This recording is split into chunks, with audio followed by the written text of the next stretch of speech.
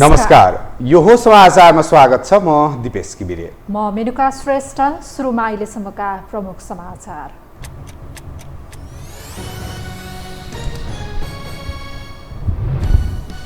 एमालेद्वारा केन्द्रीय कमिटी बैठकका लागि 11 एजेन्डा तय।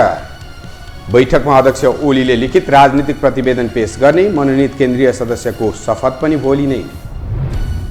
देशका सबै निर्वाचन क्षेत्रहरूको अवस्था अध्ययन गरी प्रतिवेदन पेश गर्न कार्यदललाई सत्ता गठबन्धनको निर्देशन। विपक्षी एक भएपछि एमालेमाथि थपियो चुनौती। अनाधिकृत संरचना हटाउने अभियानलाई काठमाडौँ महानगरले दियो तीव्रता। बानेश्वर क्षेत्रमा मेयर र व्यापारी बीच चर्काचर्की। अल्फाबिटा कम्प्लेक्समा पनि चलाइयो डोजर। युक्रेनमा स्वतन्त्रता दिवसकै दिन रुसी आक्रमण, 22 जनाको मृत्यु, अन्य 50 जना घाइते। युक्रेनी राष्ट्रपति जेलेन्स्कीले पोखे राष्ट्रसङ्घीय सुरक्षा परिषदमा पीडा। र पहिलो टी20 अन्तर्राष्ट्रिय क्रिकेटमा नेपालको सहज जित। केन्या 5 विकेटले पराजित। नवनियुक्त मुख्य प्रशिक्षक मनोज प्रभाकर पहिलो खेलमै जित दिलाउन सफल।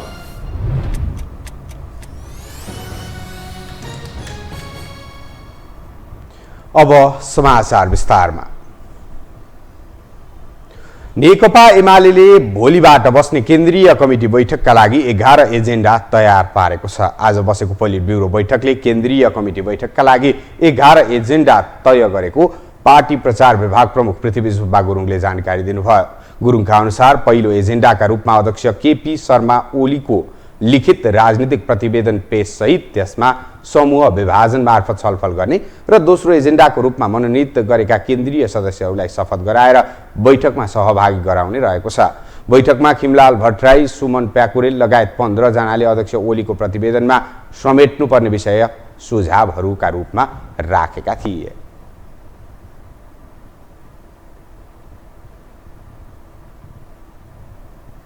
आन्तरिक रूपमा देखिएका समस्या समाधानप्रति बेवास्ता र मजबुत बन्दै गएको सत्ता गठबन्धनका कारण एमालेमाथि चुनौतीको चाङ छ, जसले आगामी निर्वाचनमा अनपेक्षित अवस्था भोग्नुपर्ने स्वयं एमालेकै आन्तरिक मूल्याङ्कन पनि छ। त्यसरी भित्रभित्रै चौतर्फी घेराबन्दीमा पार्टी पर्दा पनि अध्यक्ष ओलीको अहङ्कारमा भने कमी देखिएको छैन। एक रिपोर्ट। नजिकिदो निर्वाचनका कारण चुनावी तयारीका लागि दलहरूले दौडधुप बढाएका छन्। उनीहरूको यो दौडधुपमा कसैलाई सिटको चिन्ता भए पनि एमालेलाई भने कसरी गठबन्धन विरुद्ध लड्ने भन्ने चिन्ताले सताएको देखिन्छ। अहिलेसम्मको अवस्था हेर्दा 8 दल विरुद्ध एक्लै लड्नुपर्ने देखेको एमाले यो यथार्थताले भित्रभित्रै चिन्तित देखिएको हो। अध्यक्ष केपी शर्मा ओली बाहिर देश एमालेमय भएको तथा आगामी निर्वाचनमा बहुमत प्राप्त गर्ने अभिव्यक्ति दिने गरे पनि भित्र भने उनी जिम्मेवार तरिकाबाट अघि बढ्न सकेका छैनन्। केवल सत्ताधारीलाई गाली गर्ने र आफ्ना विगतका कार्य औचित्यपूर्ण थियो भन्ने पुष्टि गर्न नै उनी व्यस्त देखिएका छन्। यो गठबन्धनमा बढ्दो संख्याले आफूलाई अझ सङ्कट थपिने बुझेका उनी आफूले चाहे 1 हप्तामा गठबन्धन फुटाइदिने अभिव्यक्तिमै रमाइरहेका छन्। बाहिर दिने अभिव्यक्ति र यथार्थताको फरक बुझेको एमालेले यसैबारे छलफल गर्न सचिवालय, पोलिट ब्युरो र स्थायी कमिटीको बैठक सम्पन्न गरिसकेको छ। तर गठबन्धनसँग कसरी लड्ने एकमात्र लक्ष्य राखिएका यी बैठक केवल ओलीको निर्देशन सुन्ने थलो मात्र बनेका छन्। 10 बुँदे मार्फत भित्रिएका 10 भाइलाई कसरी सक्रिय बनाउने, पूर्व माओवादीलाई कसरी प्रयोग गर्ने भन्नेमा बैठक केन्द्रित भएको छैन। बरु अरू दलका नेता तान्न व्यस्त देखिएका उनी नवप्रवेशीलाई पार्टीभित्र अन्तर्घातीहरू रहेको भन्दै उनीहरूबाट बच्न आग्रह गर्दै आएका छन्। आगामी निर्वाचनमा पनि अब आफूसँग विकल्प केही बाँकी नरहेको देखेका ओली अहिले आत्मबल बलियो बनाएर लागि पर्न कार्यकर्तालाई निर्देशन दिँदै आएका छन्। अहिले सम्पूर्ण विरोधीहरू एकजुट भएर लागेका कारण एमाले विरुद्ध भ्रम फिजाउन खोजिरहेको बताउँदै आएका उनले एकजुट भएर लागि परे विजय हासिल हुने बताउने गरेका छन्। तर व्यवहार र तयारी भने त्यो अनुरूपको देखिएको छैन।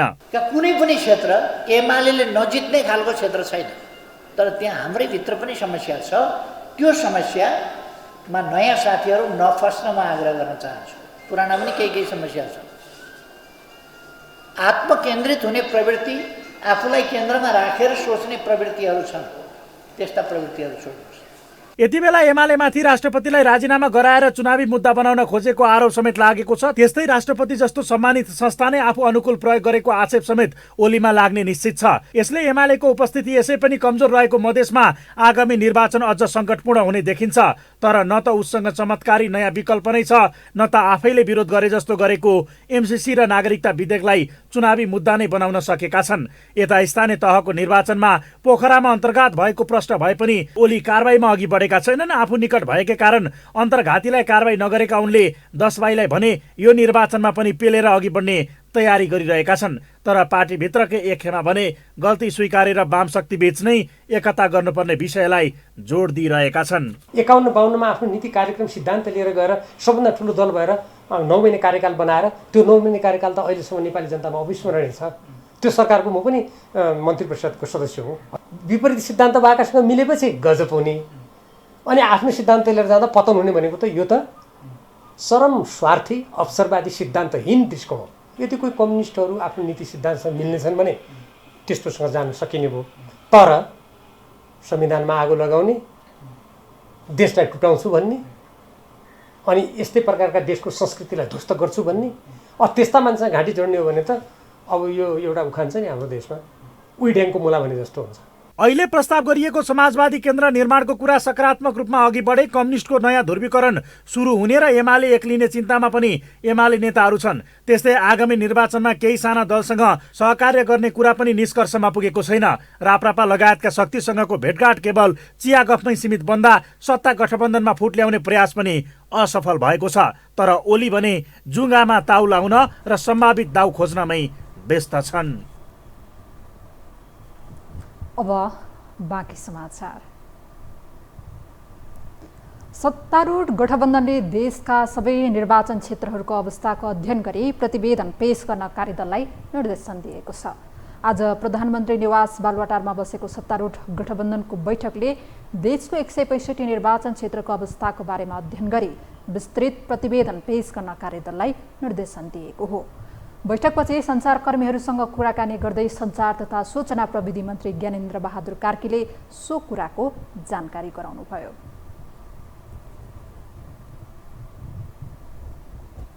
र आज हामी 4 बजे कार्यदलको बैठक बसेर आज शीर्षस्थ नेताहरूले दिएको निर्देशन अनुसार कार्यदलले समग्र रूपमा छलफल गरेर प्रतिवेदन नेतृत्वलाई बुझाउने आज निर्णय भएको छ। के निर्देशन दियो? के आधारहरू तय गरेर त पुनः कार्यदललाई नै निर्देशन दिनुभयो कि बिना आधार? अब कार्यदललाई आधार तयार गरेर अहिलेको परिस्थितिमा अब तपाईहरुलाई यति त भन्नै पर्यो 165 नै निर्वाचन क्षेत्रको अवस्था के कस्तो छ त्यसको बारेमा विस्तृत एउटा प्रतिवेदन बनाएर पेश गर्ने निर्देशन चाहिँ कार्यदललाई प्राप्त भएको छ। त्यस्तै उहाँले गठबन्धनका शीर्ष नेताहरूले दिएको निर्देशन अनुसार कार्यदलले छलफल गरेर नेतृत्वलाई प्रतिवेदन बुझाउने समेत बताउनुभयो।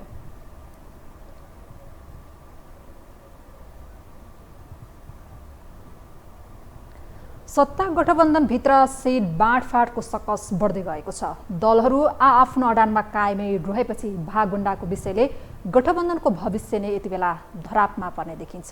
यही कारण कार्यदल काम नै नगरी निष्क्रिय भएको छ भने शीर्ष नेताले नै दौडधुप बढाएका छन्। एक रिपोर्ट। सत्ता गठबन्धनभित्र संसदीय निर्वाचनको सिट बाँडफाँड मिलाउन सकस परेको छ। सत्ता घटकहरूको अडान र बार्गेनिङ पावर अगाडि बढ्ने रणनीतिका बीच सिट बाँडफाँडको विषय थप पेचिलो बन्दै गएको हो। एमालेबाट विभाजित भएर बनेको नेकपा एकीकृत समाजवादीले जसरी पनि आफूलाई प्रतिनिधि सभामा 24 सिट चाहिने अडान लिएको छ। माओवादी केन्द्रले गठबन्धनका अन्य दलले 85 सिट र काङ्ग्रेसले 80 सिट लिएर चुनावमा जानुपर्ने प्रस्ताव राखेको छ, जसमा महामन्त्री गगन थापा काङ्ग्रेसलाई 100 सिट चाहिने र सङ्घको टिकट नपाएको स्थानमा प्रदेशमा काङ्ग्रेसका उम्मेद्वार अनिवार्य हुनुपर्ने अडानमा छन्। यदि काङ्ग्रेसको उम्मेद्वार नै नभएको खण्डमा काङ्ग्रेसका कार्यकर्ता मतदान नै गर्न नजाने उनको तर्कका बीच माओवादी अध्यक्ष पुष्पकमल दाहाल प्रचण्ड भने शक्ति सञ्चयमा व्यस्त देखिएका छन्, जसले गर्दा सिट बाँडफाँड कार्यदलले काम गर्न सकेको छैन। यसै पनि कार्यदलका लागि भदौ पहिलो हप्तासम्मको कार्यदेश दिएको थियो भने यसले भागबण्ड पार लगाउने विषयमा पहिल्यैबाट आशंका व्यक्त हुँदै आएको थियो। कार्यदलको यो असफलतासँगै शीर्ष नेताहरूले नै दौडधुप बढाउन थालेका छन् भने कार्यदललाई प्राविधिक काम लगाउने निर्णयमा पुगेका छन्। बिहिबार बालुवाटारमा बसेको सत्ता गठबन्धनका शीर्ष नेताहरूको बैठकले प्रतिनिधि र प्रदेशसभा निर्वाचन क्षेत्रको विस्तृत प्रतिवेदन बनाएर ल्याउन कार्यदललाई निर्देशन दिएको छ। अब कार्यदललाई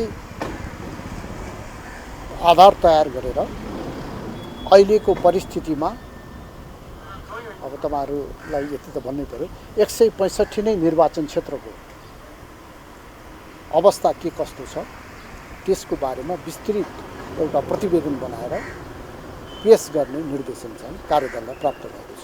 अहिले कार्यदलमा मापदण्डका बारेमा विवाद रहँदै आएको छ। 2074 को प्रतिनिधि सभाको मत परिणामलाई मात्रै आधार मान्ने कि नमान्ने भन्नेमा देखिएको विवादमा स्थानीय तह 2079 लाई पनि आधार मान्नुपर्ने काङ्ग्रेस नेताहरूको माग छ। तर साना दलहरू भने अहिले प्रतिनिधि सभामा भएकै दलहरूको अवस्थाका आधारमा टिकट बाँडफाँड गर्नुपर्ने बताइरहेका छन्, जसलाई काङ्ग्रेस नेताहरूले भने माओवादी र एकीकृत समाजवादी आवश्यकताभन्दा ठूलो अपेक्षामा रहेको बताउन थालेका छन्।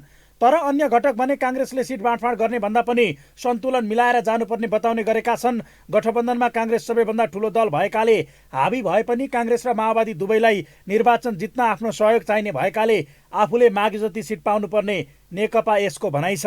निर्वाचनपछि कुनै एक दलको सहायताले मात्रै सरकार बनाउने सोचमा रहेको काङ्ग्रेस आफ्नो आन्तरिक व्यवस्थापनका लागि पनि प्रत्यक्षमा 100 सिट लिनुपर्ने बुझाइमा छ, जसले सिटको रसाकसी केही दिन अझै चल्ने र अन्तत्वगत शीर्ष नेताकै तजबिजमा भर पर्ने अवस्थामा पुगेको छ। यो अहिलेसम्म आउने घटनाक्रममा जे खालको योगदान छ त्यो योगदानको उचित मूल्याङ्कन हुन्छ भन्ने कुरा हो। 15 सिट कसले दिने भनेको हो होइन, त्यस्तो कुरा भएको छैन।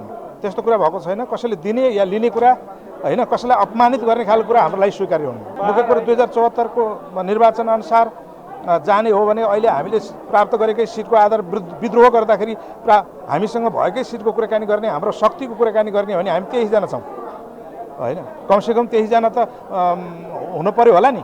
त्यस कारणले यो सिटको विषयमा हामी प्रवेशै गरेको छौँ नि, यो सिटको कुरा होइन। हुन त सबै काम कार्यदलले गर्ने र अन्त्यमा शीर्ष नेतृत्वले अनुमोदन गर्ने गरी काम भइरहेको कार्यदलका सदस्यहरूले बताउँदै आएका थिए। त्यस्तै केही नेताले समेत शीर्ष नेतृत्वले कार्यदलमा हस्तक्षेप नगर्ने दाबी गर्दै आएका थिए। त्यस्तै विगतमा पनि माओवादी र काङ्ग्रेसलाई जोड्ने रसायनका रूपमा चिनिएका सिटौला नै संयोजक भएपछि केही विश्वास गर्ने आधार पनि तय भएको थियो। तर पहिलो चरणमै कार्यदल चुक्दा यसले गठबन्धनको भविष्यमाथि नै प्रश्न उठ्न सुरु भएको छ। हामीसँग समाचार बाँकी नै छन्, अहिलेलाई विश्राम।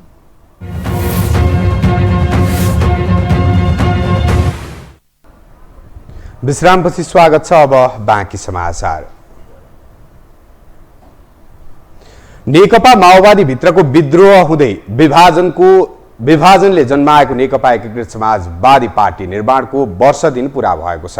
तर शीर्ष नेतृत्व पार्टीको सांगठनिक जग निर्माणमा भन्दा माओवादी केन्द्रसँगको एकताको जोड बलले पार्टी 1 वर्षमै अस्तित्व रक्षाको अवस्थामा देखिएको छ। एक रिपोर्ट। नेकपा एमालेबाट अलगिएर बनेको नयाँ कम्युनिस्ट पार्टी नेकपा एकीकृत समाजवादी पार्टी निर्माण भएको 1 वर्ष पुगेको छ। 2078 भदौ 9 मा नेकपा एकीकृत समाजवादी पार्टी निर्वाचन आयोगमा दर्ता भएको थियो। त्यसैले पार्टीले पुनर्गठन दिवस नै मनाएको छ। एमाले भित्र अध्यक्ष केपी शर्मा ओलीले एकपक्षीय र एकलौटी गरेको वैचारिक मान्यतामा विचलित भएको आरोप लगाएर माधव कुमार नेपाल समूह एमालेबाट बाहिरिएको थियो। नयाँ दल गठनसँगै एकीकृत समाजवादी सत्तारूढ दल बन्यो। गठबन्धनमै रहेर स्थानीय तह निर्वाचन लड्यो। तर पार्टीले स्थानीय तहको निर्वाचनमा आकलन गरे अनुरूप जनमत पाएन। 2 पूर्व प्रधानमन्त्री भएको पार्टी आफ्नो राजनीतिक दिशामा प्रश्न देखिए पनि पार्टीभित्र मौलाएको पदको लोभ र कार्यकर्ता माझ आएको विचलनका कारण सकसमा छ। पार्टीभित्र गुटको राजनीति मौलाउँदा असन्तुष्टि मात्र बढेको छैन, पार्टीभित्रको विवाद सतहमै पोखिरहेका छन्। आफ्नो पार्टी व्यवस्थापनका लागि अध्यक्ष माधव कुमार नेपाल पटक पटक माओवादी केन्द्रका अध्यक्ष पुष्पकमल दाहाल प्रचण्ड र काङ्ग्रेस सभापति शेरबहादुर देउबाको साथ खोज्न बाध्य बन्दै आएका छन्। फलत अध्यक्ष नेपाल पार्टी निर्माणको वर्ष दिन नबित्दै वाम ध्रुवीकरणका नाममा माओवादीसँग एकताको कसरतमा छन्, अर्थात् एकीकृत समाजवादी माओवादीसँग विलय हुने लयमा लागेको छ। यसलाई नेताहरू समाजवादीको विलय नभई कम्युनिस्ट एकताको रूपमा चित्रण गर्छन्। पुराना नेताहरू, अनुभवी नेताहरू, संगठन बनाउनका लागि अनुभवसिद्ध नेताहरू, अरूलाई पनि प्रभाव पार्न सक्ने नेताहरू किन अगाडि नसरेको?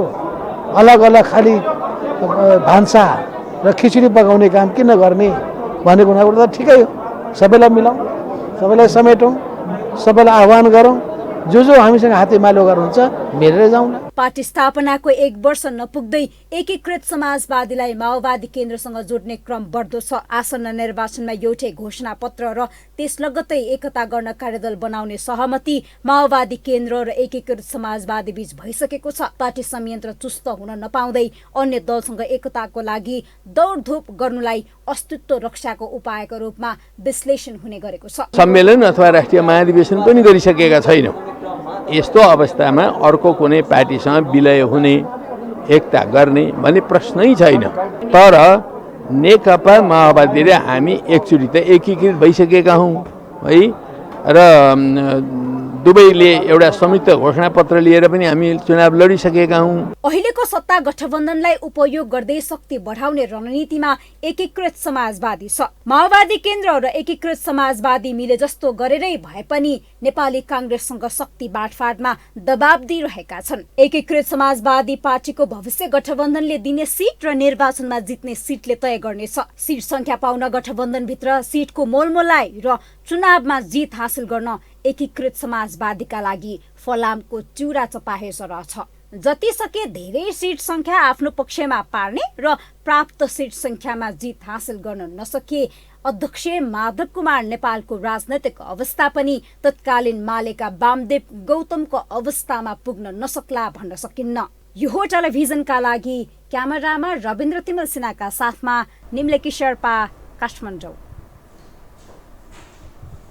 नागरिकता विधेयकमाथि सरकार र राष्ट्र प्रमुख बीच टकराव चलिरहेका बेला राष्ट्रपतिको राजीनामा चर्चाले गठबन्धन तरङ्गित बनेको छ। गठबन्धनले राष्ट्रपतिका पछिल्ला गतिविधिमाथि शङ्का गरेको छ भने राजनीतिक दलले समेत चुनावी नापतौलको विषय बनाइरहेका छन्। एक रिपोर्ट। नागरिकता विधेयक रोक्नकै लागि राष्ट्रपतिले राजीनामा दिने विषय सतहमा आएकै बेला सत्ता गठबन्धनमा आबद्ध नेकपा एकीकृत समाजवादीका अध्यक्ष माधव कुमार नेपालले अनिष्टको संकेत गरे। राष्ट्रपति विद्यादेवी भण्डारीबाट भइरहेका पछिल्ला गतिविधिले सत्ता गठबन्धनभित्र आतंक मच्चिएपछि माधव नेपालले अनिष्टको संकेत गरेका हुन् र नागरिकता विधेयकमाथि देखाएको चासोलाई समेत उनले अनावश्यक भनेका छन्। राष्ट्रपतिका बारेमा पनि कुरा आइरहेका छन्। राष्ट्रपतिले जुन ढङ्गले आर्मीका पूर्व आर्मी चिफहरूलाई बोलाएर जसरी राष्ट्रपति निवासमा भोजन डिनर दिने कामहरू भयो, यसले शङ्का जन्माएको छ। के गर्न खोजेका छन् राष्ट्रपतिले भन्ने प्रश्न खडा भएको छ। भोलि कतै अनिष्ट त हुने होइन भन्ने प्रश्नहरू पनि खडा भएको छ। आज बिहान बालुवाटारमा त्यस बारेमा हाम्रो बिचमा छलफल पनि भएको छ। संसदबाट नागरिकता विधेयक पारित हुँदै गर्दा राष्ट्रपतिले सम्पादकसँग परामर्श गर्दै यसमा गम्भीर अध्ययन गर्ने जनाउ दिएकी थिइन्। त्यसको केही दिनमै विधेयक पारित भएर शीतल निवास पुग्यो। झन्डै 13 दिनसम्म अध्ययन गरेकी उनले गम्भीर 15 बुँदे सन्देशसहित विधेयक पुनर्विचारका लागि संसदमै फर्काइदिइन्। त्यसलाई टक्रावकै विषय बनाएको सत्ता गठबन्धनले पुनः हुबहु पारित गरिदिएपछि राष्ट्रपति र सरकारधारीको टक्रावले ठाउँ पाएको हो। लगत्तै कानुन विज्ञलाई बोलाएर परामर्श गरेकी उनले विधेयक रोक्न सक्ने संवैधानिक आधारलाई केलाएकी पनि थिइन्। तथापि दोस्रो पटक पारित भएर गएको विधेयकलाई रोक्न सक्ने कुनै आधार बाँकी नरहेपछि बरु राजीनामा दिने विषय एकाएक सतहमा आएको छ। प्रमुख प्रतिपक्ष एमालेकै सांसदहरूले राजीनामाको विषयलाई प्रमाणित गर्न खोजेका छन्।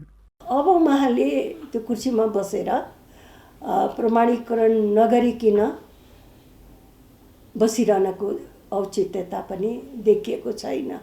यसो त सम्भावना धेरै छ राष्ट्रपतिले राजीनामा पनि गर्न सक्नुहुन्छ। यदि राजीनामा गर्नु भएन भने चाहिँ प्रमाणीकरणको विकल्प उहाँसँग छैन। प्रधानमन्त्री शेरबहादुर देउबाले पनि आफ्नो कोर टिमसँग गरेको छलफलमा राष्ट्रपतिले राजीनामा दिन्छु भन्नुभएको छ भनेपछि यसले झनै बलियो आधार भेट्टाएको थियो।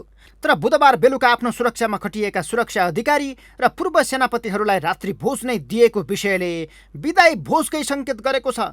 तथापि त्यही रात्रि भोजमा राष्ट्रपतिले राजीनामाको चर्चा हल्ला मात्रै हो भनेपछि विषय थप खिचडी बनेको छ।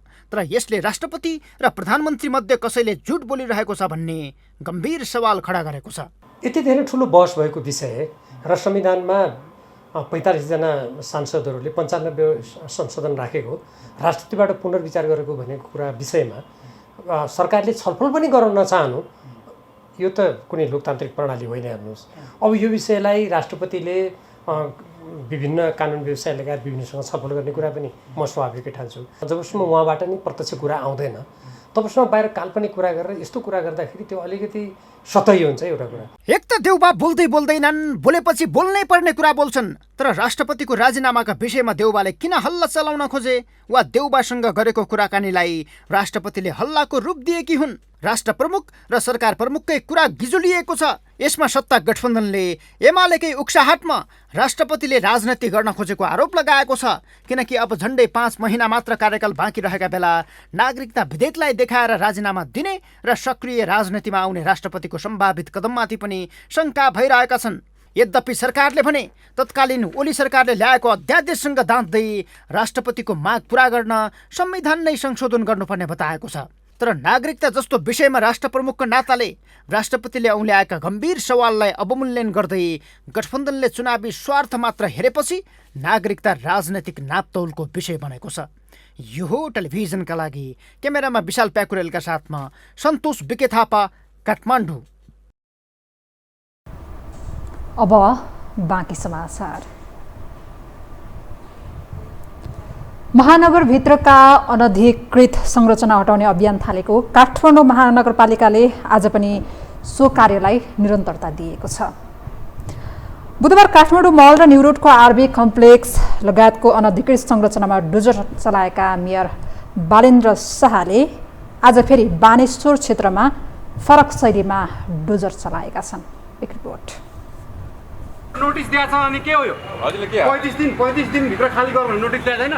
सबै घरको नक्सा मसा हुन्छ। यो आक्रोश हो काठमाडौँ महानगरपालिकाका मेयर बालेन्द्र शाहको।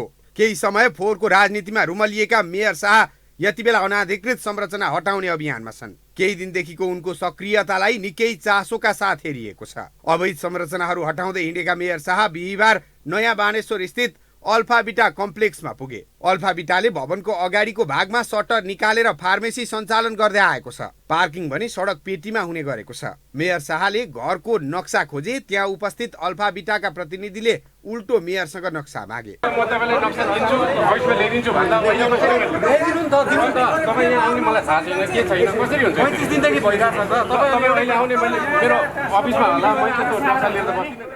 अल्फाबिटाका प्रतिनिधिले आफूहरूले कुनै गलत काम नगरेको तर मिडिया लिएर आएको भन्दै असन्तुष्टि जनाए। काठमाडौँ महानगरपालिका भित्रका अनाधिकृत संरचनाहरू हटाउने अभियानलाई तीव्रता दिएका मेयर बालेन्द्र शाहले आक्रोश व्यक्त गरे। अल्फाबिटा कम्प्लेक्समा बनाइएको अनाधिकृत संरचना हटाउन दिएको निर्देशनलाई निर्देशक द्विराज शर्माले नमानेपछि मेयर शाह घरको नक्सा र डोजर लिएर फेरि अल्फाबिटा पुगे। अल्फाबिटाका प्रतिनिधिले आफ्नो गल्ती स्वीकार गर्दै समयमा आएका थिए, तर महानगरको टोलीले त्यसलाई सुनेन र डोजर नै चलाइदियो।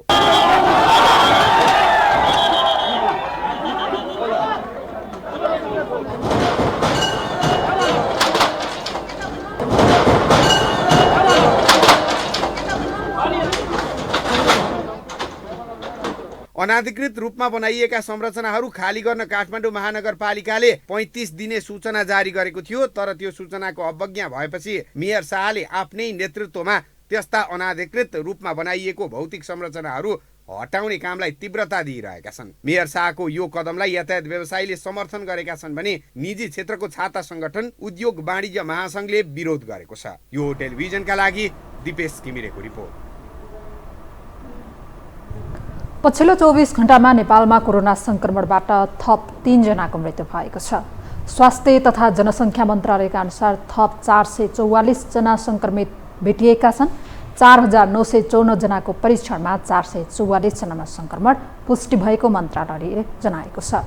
यस्तै कोरोनाका सक्रिय संक्रमितको संख्या 4119 पुगेको छ। त्यस्तै थप 307 जना संक्रमणमुक्त भएका छन्।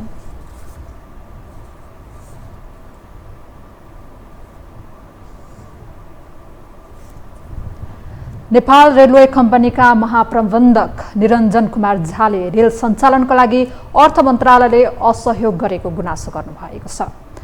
महाप्रबन्धक झाले मन्त्री परिषदले भारतीय केआरसीएल कम्पनीसँगको सम्झौतामा लाग्ने रकम अर्थ मन्त्रालयले दिने निर्णय गरे पनि मन्त्रालयले सम्झौता बमोजिमको रकम नदिएको गुनासो गर्नुभएको हो। उहाँले मन्त्रालयले पूर्व महाप्रबन्धकलाई पैसा दिने तर आफू आए पश्चात पूर्वाग्रह राखेर रकम निकासा नगरेको आरोप समेत लगाउनुभयो। झाले पैसा नभएपछि योजना बनाएर मात्रै रेल नचल्ने बताउनुभयो। अर्थले निकासा दिनुपर्छ भनेर क्याबिनेटले डिसिजन गरेको थियो। क्याबिनेटको डिसिजन अनुसार मभन्दा पहिलाका व्यवस्थापन प्रमुखले चाहिँ एग्रिमेन्ट गर्नुभएको थियो। यो एग्रिमेन्ट मैले गरेको होइन, उहाँले नै गरेको एग्रिमेन्टलाई मैले चाहिँ निरन्तरता दिएँ। अब त्यो पैसाहरू पनि एग्रिमेन्ट अनुसारको पैसा, नेपाल सरकारले निर्णय गरेको पैसा समेत चाहिँ तपाईँलाई नआउनु, फेरि म आएको दिनदेखि नआउनु, त्योभन्दा अगाडि चाहिँ पैसाहरू आइरहेको थियो। त्यो कुराले गर्दाखेरि एउटा संशय उत्पन्न भएको छ। महाप्रबन्धक झाले जनकपुर जयनगर रेल सञ्चालनमा आएसँगै जनकपुरमा आन्तरिक पर्यटकमा समेत वृद्धि भएको बताउनुभयो।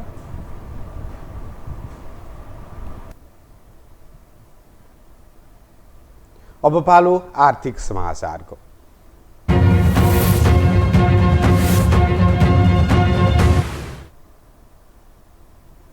साताको 5औं कारोबारको दिन आज शेयर बजारमा दोहोरो अङ्कको गिरावट आएको छ। आज नेप्से 18.30 अङ्कले गिरावट भएर 2039.54 अङ्कमा बन्द भएको हो। नेप्सेमा गिरावटसँगै सबै उपसूचक पनि घटेको छ। नेप्सेमा गिरावट आएपछि कारोबार रकममा पनि सुधार देखिएको छ। आज नेप्सेमा 42,34,117 किता शेयर किनबेच हुँदा 1,71,74,37,000 को कारोबार भएको छ।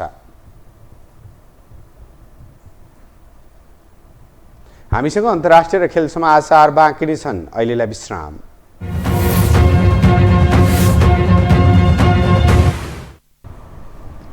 विश्रामपछि पुनः स्वागत छ। अब पालो अन्तर्राष्ट्रिय समाचारको।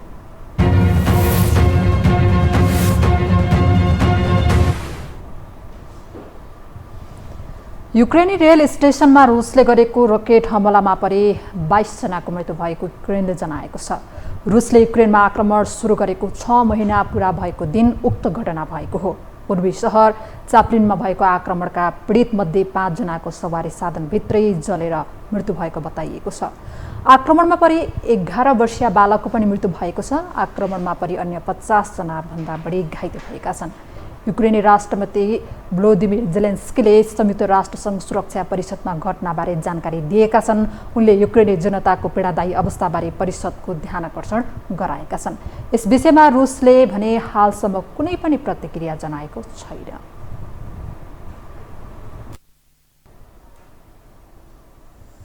अब पालो खेल समाचारको।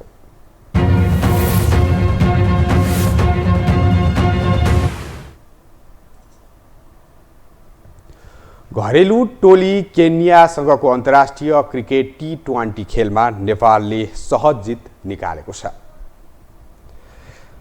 नैरोबी स्थित जिमखाना क्रिकेट मैदानमा आज भएको खेलमा नेपालले केन्यालाई 5 विकेटले हराएको हो। केन्याले दिएको 131 रनको लक्ष्य नेपालले 19 ओभर 2 बलमा 5 विकेट गुमाएर 133 रन जोड्दै पूरा गर्यो। नेपालको जितमा दिपेन्द्र सिंह ऐरीले सर्वाधिक 33 रन बनाए।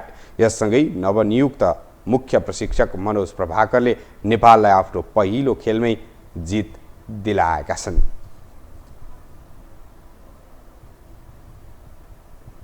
लामो समयदेखि मैदान बाहिर रहेको नेपाली राष्ट्रिय फुटबल टोलीका सदस्यहरू अहिले बन्द प्रशिक्षणमा व्यस्त छन्। देशमा कुनै फुटबल गतिविधि नभएको अवस्थामा भारतको लोकल टुर्नामेन्टमा देखिँदै आएका खेलाडी मैत्रीपूर्ण खेलका लागि यति बेला अभ्यासमा व्यस्त छन्। एक रिपोर्ट। बङ्गलादेशसँगको मैत्रीपूर्ण खेलका लागि नेपाली फुटबल टोली विगत एक सातादेखि बन्द प्रशिक्षणमा छन्। कार्यवाहक प्रशिक्षक प्रदीप हुमागाईको निर्देशनमा ललितपुर स्थित लगन खेलको आर्मी मैदानमा खेलाडीहरूले दैनिक 2 घण्टा निरन्तर अभ्यास गरिरहेको देख्न सकिन्छ। नेपालको यस पटकको अभ्यास खेल धेरै कुराले नयाँ छ। पहिलो पटक राष्ट्रिय टोली सम्हालेका प्रशिक्षकको टोली नयाँ र विवादपछि बन्द प्रशिक्षणमा फर्किएका खेलाडीहरूभित्रको जोस र त्यो अठोट नयाँ। प्रशिक्षक र खेलाडीमा पाएको अवसरलाई केही गरेर देखाउने विश्वास झल्किन्छ।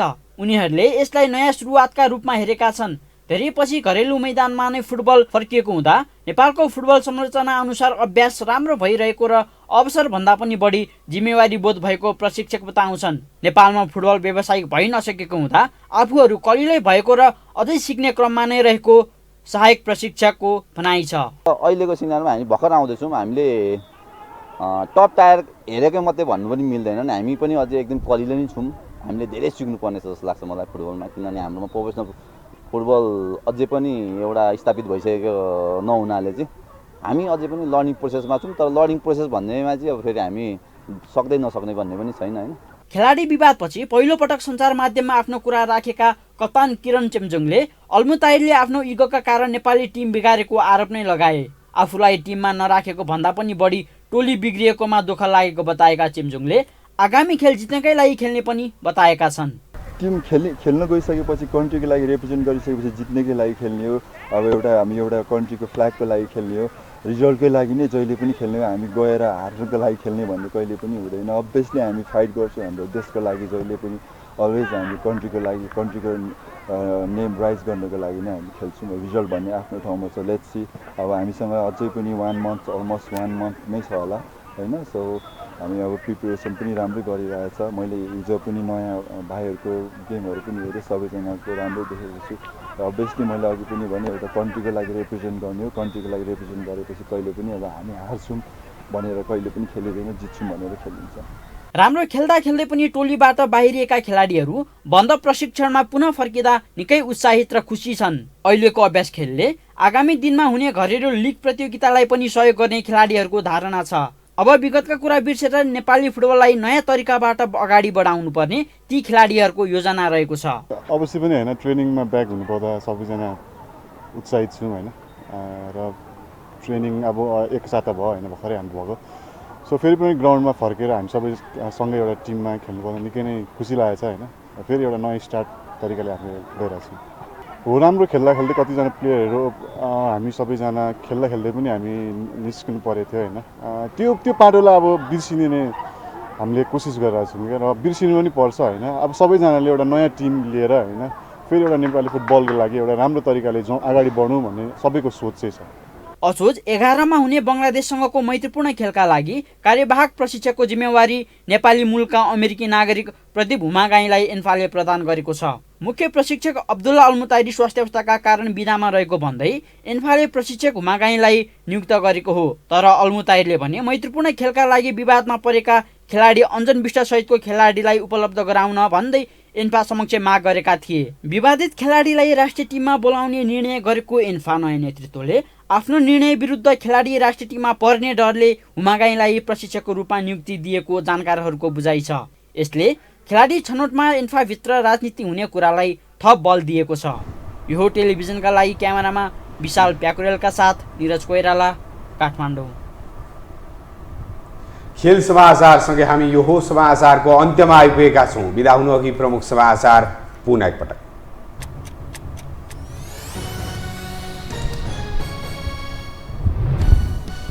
एमालेद्वारा केन्द्रीय कमिटी बैठकका लागि 11 एजेन्डा तयार। बैठकमा अध्यक्ष ओलीले लिखित राजनीतिक प्रतिवेदन पेश गर्ने, मनोनित केन्द्रीय सदस्यको शपथ पनि भोलि नै। देशका सबै निर्वाचन क्षेत्रहरूको अवस्था अध्ययन गरी प्रतिवेदन पेश गर्न कार्यदललाई सत्ता गठबन्धनको निर्देशन। विपक्षी एक भएपछि एमालेमाथि थपियो चुनौती। अनाधिकृत संरचना हटाउने अभियानलाई काठमाडौँ महानगरले दियो तीव्रता। बानेश्वर क्षेत्रमा मेयर र व्यापारी बीच चर्काचर्की। अल्फाबिटा कम्प्लेक्समा पनि चलाइयो डोजर। युक्रेनमा स्वतन्त्रता दिवसकै दिन रुसी आक्रमण, 22 जनाको मृत्यु, अन्य 50 जना घाइते। युक्रेनी राष्ट्रपति जेलेन्स्कीले पोखे राष्ट्रसङ्घीय सुरक्षा परिषदमा पीडा। र पहिलो T20 अन्तर्राष्ट्रिय क्रिकेटमा नेपालको सहज जित, केन्या 5 विकेटले पराजित। नवनियुक्त मुख्य प्रशिक्षक मनोज प्रभाकर पहिलो खेलमै जित दिलाउन सफल।